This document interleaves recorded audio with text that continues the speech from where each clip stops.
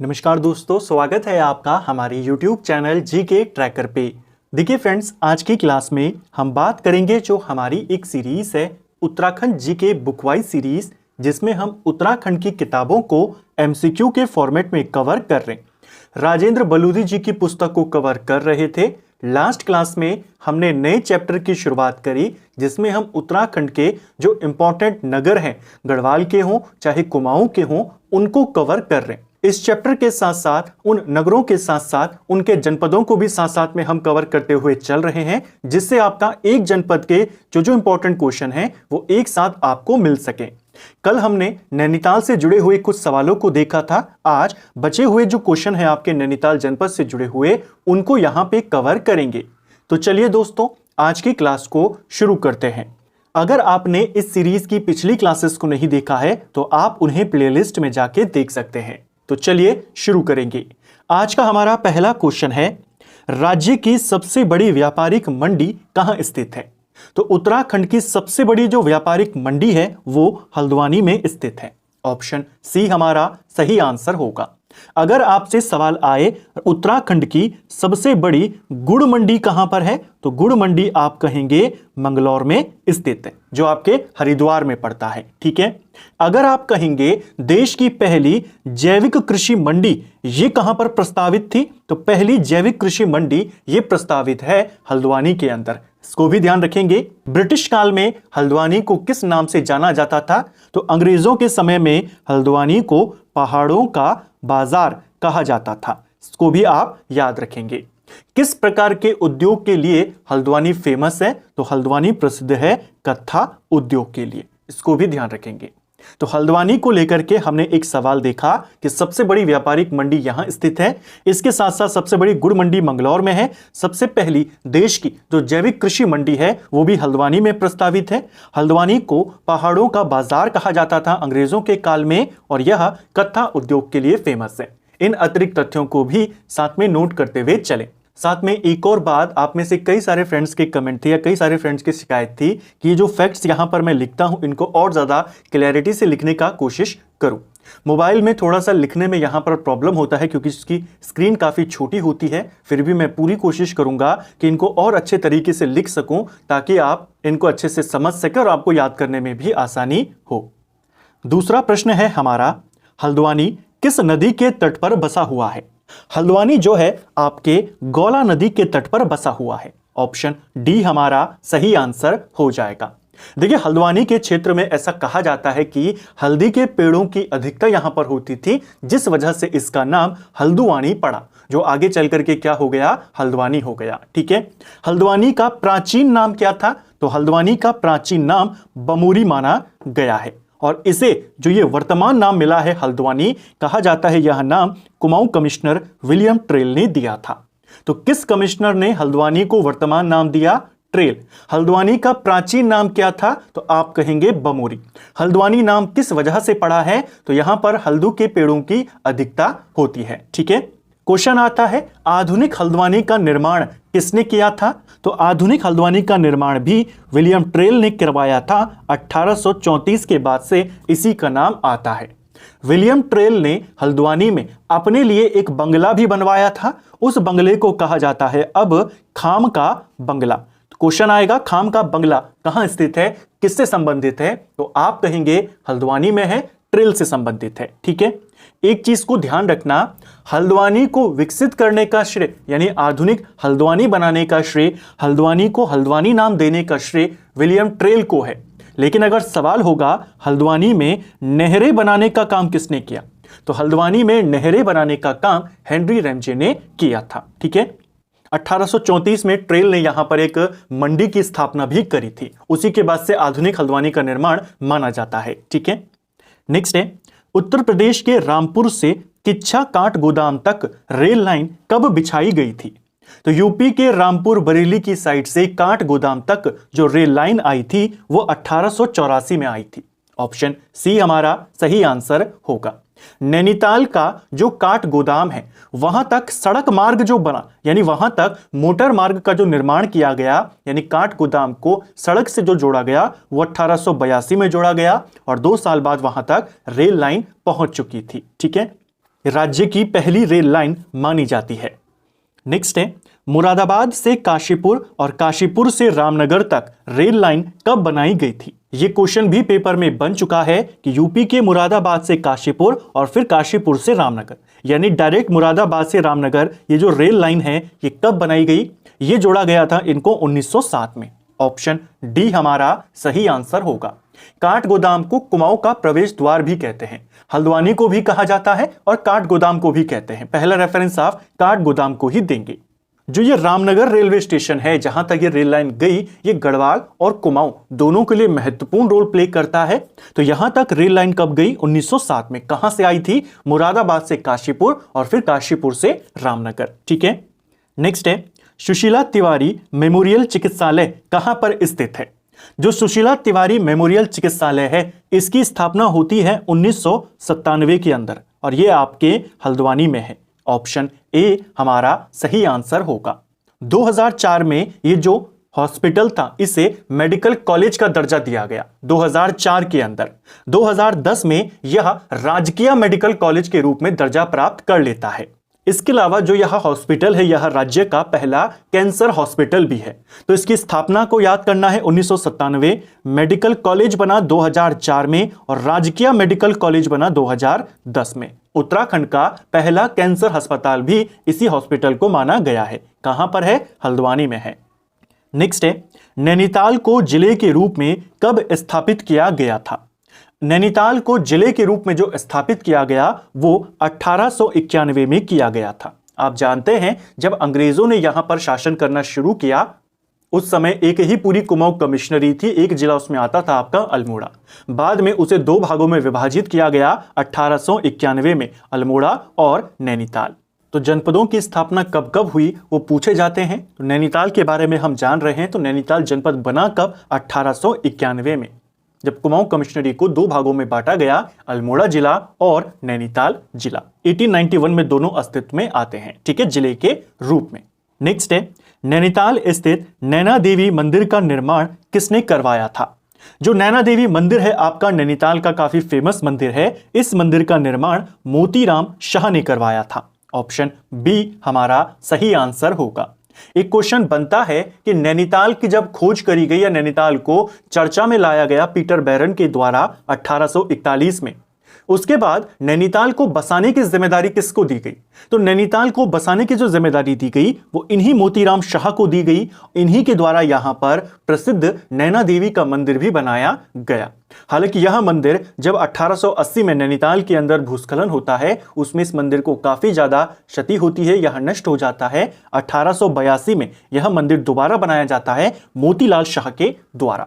तो सबसे पहले किसने बनाया? मोतीराम शाह। ठीक है, नेक्स्ट है, वर्ष 2006 के परिसीमन से नैनीताल में कौन सी विधानसभा सीट सृजित हुई थी? सवाल यहां पर यह है कि 2006 में जो उत्तराखंड के अंदर परिसीमन किया गया विधानसभा सीटों का, तो उसके तहत नैनीताल में कौन सी विधानसभा की सीट सृजित हुई थी? देखिए 2006 का जो परिसीमन था, हालांकि इसकी फाइनल रिपोर्ट 2008 में आती है और 2012 में जो इलेक्शन हुए थे उत्तराखंड में विधानसभा के वो इसी परिसीमन के आधार पर हुए थे। 2006 में कुलदीप सिंह की अध्यक्षता में परिसीमन आयोग का गठन हुआ था। उनके परिसीमन के बाद उत्तराखंड में 6 विधानसभा की सीटों को खत्म कर दिया गया और 6 नई विधानसभा की सीटें अस्तित्व में आती हैं। पहले उन सीटों को देख लेते हैं जिन जिन सीटों को खत्म किया गया। इसमें 2 सीटें थी, एक आपकी धूमाकोट थी और एक आपका थलीसैंण था जो पौड़ी गढ़वाल में पड़ती है। ठीक है, इसके अलावा चमोली की नंदप्रयाग सीट, अल्मोड़ा की भिकियासैंण सीट को, पिथौरागढ़ की कनाली छीना और बागेश्वर की कांडा विधानसभा सीट को खत्म कर दिया गया। 6 नई विधानसभा सीटें यहां पर सृजित हुई जिसको लेकर सवाल है और ऐसा ही सवाल पेपर में बना था। इन 6 विधानसभा सीटों में से 2 विधानसभा सीटें उधम सिंह नगर में और 2 हरिद्वार में अस्तित्व में आई थी। उधम सिंह नगर में आपकी एक आई थी किच्छा और उसके साथ साथ आई थी नानक मत्ता। ठीक है, और हरिद्वार की बात करें तो BHEL और हरिद्वार ग्रामीण ये इसके तहत अस्तित्व में आई। तो 4 सीटें आपकी ये हो गई, 2 उधम सिंह नगर की, 2 हरिद्वार की। 2 सीटें और हैं, एक आपकी नैनीताल की लालकुआं सीट और देहरादून की रायपुर सीट, ये भी परिसीमन के बाद ही अस्तित्व में आई थी। तो तो 6 सीटें नई जो बनी हैं वो आपको पता चल गई। 2 हरिद्वार की हैं, BHEL और हरिद्वार ग्रामीण। 2 उधम सिंह नगर की हैं, किच्छा और नानकमत्ता। 1 नैनीताल की है, लाल कुआं, और 1 देहरादून की है, रायपुर।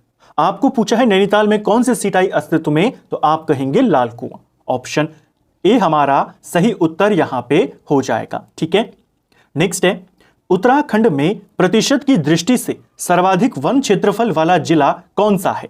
तो उत्तराखंड में प्रतिशत की दृष्टि से, 1% की दृष्टि से सबसे ज्यादा क्षेत्रफल वाला जनपद कौन सा हो जाएगा? नैनीताल हो जाएगा। ऑप्शन सी हमारा सही आंसर होगा। नैनीताल में लगभग 71% क्षेत्रफल में वन पाए जाते हैं, जो कि राज्य में सबसे ज्यादा है।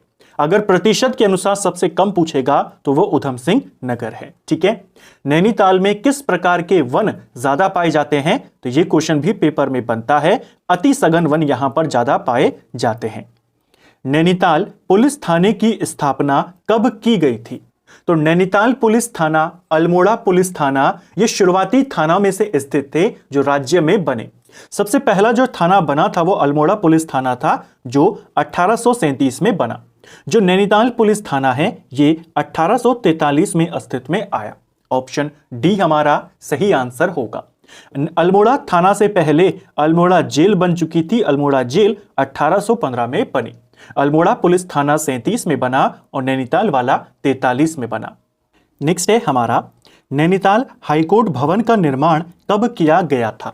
देखिए, जो नैनीताल हाईकोर्ट है, नैनीताल हाईकोर्ट का जो भवन है वह बनना शुरू हुआ, उसकी नींव रखी गई थी 1897 में, और वो बनकर तैयार हुआ 1900 ईस्वी के अंदर। तो इसका निर्माण कब किया गया? तो जब निर्माण पूरा हो गया, आप वो तिथि को या उस वर्ष को बताएंगे। नींव का पूछा होता तो 1897 पे हम आंसर करते। इसका आंसर होगा वर्ष 1900 ईस्वी में यह बनकर तैयार हुआ। ठीक है, किसके द्वारा इसका निर्माण किया गया? तो एक व्यक्ति का नाम आता है सेंटोनी मैकडॉनल्ड। क्वेश्चन बना है पेपर में, ध्यान रखेंगे। किस शैली में यह भवन बना हुआ था? तो यह आपके गॉथिक शैली में बना हुआ है। इस राजभवन का या जो हाईकोर्ट है, इसका जो डिजाइन बनाया था वो स्टीवंस के द्वारा बनाया गया था और इसका निर्माण सेंटोनी मैकडॉनल्ड ने किया था। ठीक है, नेक्स्ट है, कॉर्बेट राष्ट्रीय उद्यान का प्रवेश द्वार किसे कहा जाता है या कौन सा है? तो कॉर्बेट नेशनल पार्क का जो प्रवेश द्वार है हमारा, वो माना जाता है ढिकाला को। ऑप्शन सी हमारा सही आंसर होगा। जो कॉर्बेट नेशनल पार्क है, आप सभी जानते हैं कॉर्बेट राष्ट्रीय उद्यान 1936 में इसकी स्थापना होती है।